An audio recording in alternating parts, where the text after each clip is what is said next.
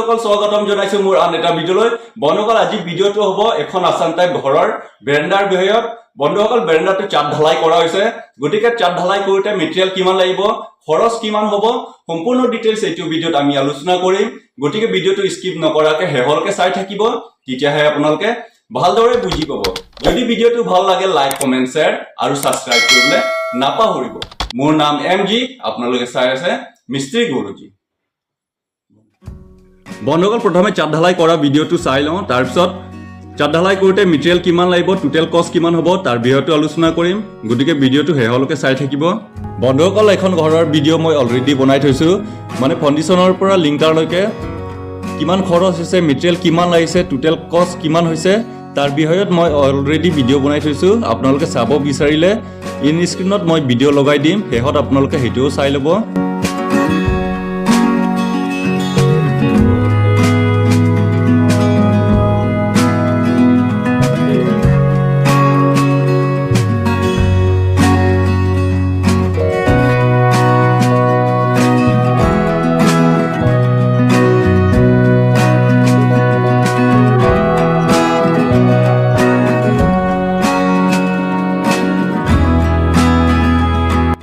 বন্ধুসকল ঢালাই মছলাৰ হিচাপটো মই আপোনালোকক কৈ দিছো বন্ধুসকল ঢালাই মছলা সদায় আপোনালোকে 6 কে বনাব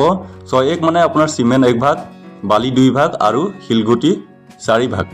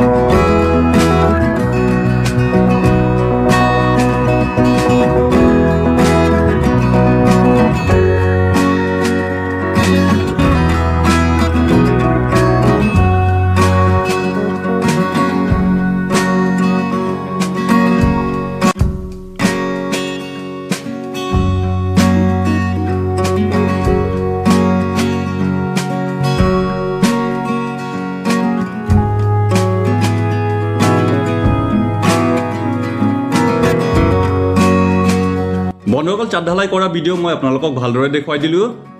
এতিয়া চাট ঢালাই কৰোতে মেটেৰিয়েল কিমান লাগিব হেটো চাই লওঁ ৰড লাগিব 8 mm 24 পিস তাৰ পিছত 12 mm 3 পিস টোটাল 150 কেজি পাৰ কেজি 65 টকা 9750 টকা তাৰ পিছত সিমেন্ট লাগিব 10 বেগ পাৰ বেগ 500 টকা 5000 টকা হিল লাগিব 1 ট্ৰেক্টৰ পাৰ ট্ৰেক্টৰ 3500 টকা তাৰ পিছত বালি লাগিব 1 ট্ৰেক্টৰ 1300 টকা বন্ধুসকল হিল বালি 1 ট্ৰেক্টৰ নালাগে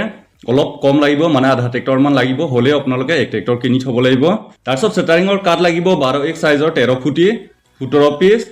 তাৰ পিছত পাৰ্লিংৰ কাট লাগিব 3 8 ফুটি 8 পিস টোটাল 21 কেবি পাৰ কেবি 500 টকা 10500 টকা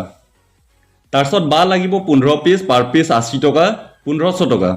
টোটাল মেটেৰিয়েল কষ্ট হ'ব 31550 টকা বন্ধুসকল মেটেৰিয়েল কিমান লাগিছে মই আপোনালোকক কৈ দিলো এতিয়া থাকিল মিস্ত্ৰি কষ্ট আৰু টোটাল কষ্ট বন্ধুসকল মিস্ত্ৰি আপোনাৰ 12000 টকা ল'ব বন্ধুসকল এতিয়া থাকিল টোটাল কষ্ট হ'ব 43550 টকা বন্ধুসকল বস্তু বাহিনী প্ৰাইস বিলাক অলপ কম বেছি হ'ব পাৰে কাৰণ সবৰ ঠাইত দাম দৰ একে নহয়